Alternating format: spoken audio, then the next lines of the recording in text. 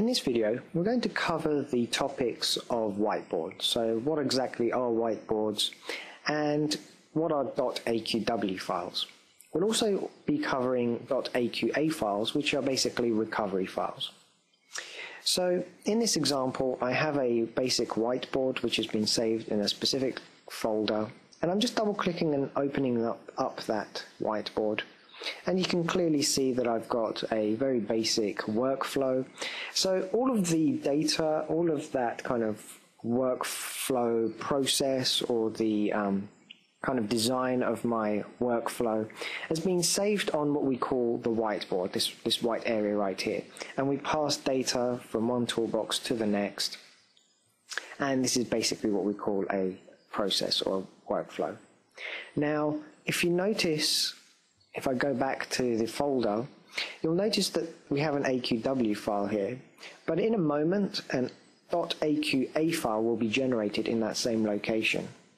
Now this is basically a recovery file, and it's generated depending on the interval that you set in the autosave options. So if I go back to my whiteboard,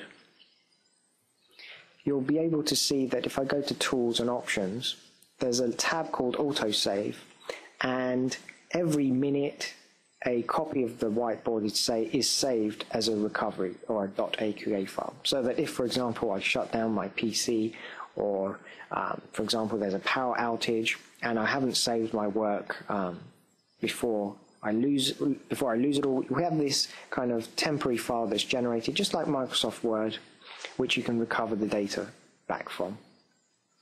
So I'm going to go back to that folder, and we can see that a .aqa file has been generated. It's exactly the same size as the actual whiteboard, because I haven't made any changes since I last opened it.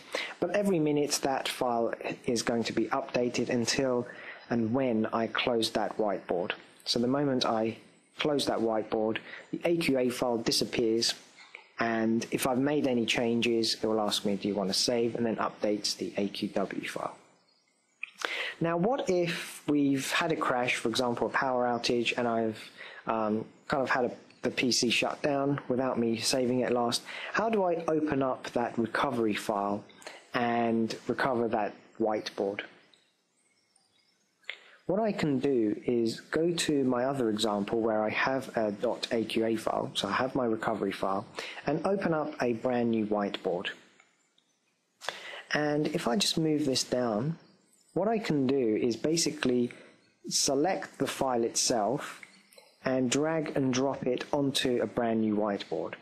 And that process and that data is basically generated on a brand new whiteboard with the last autosave that had saved that work. So that's basically how we recover a whiteboard if you have, for example, crashed out of the whole whiteboard itself. And then what you can then do is save it as a regular whiteboard, so you can go to File and Save As, and save it as a .aqw file.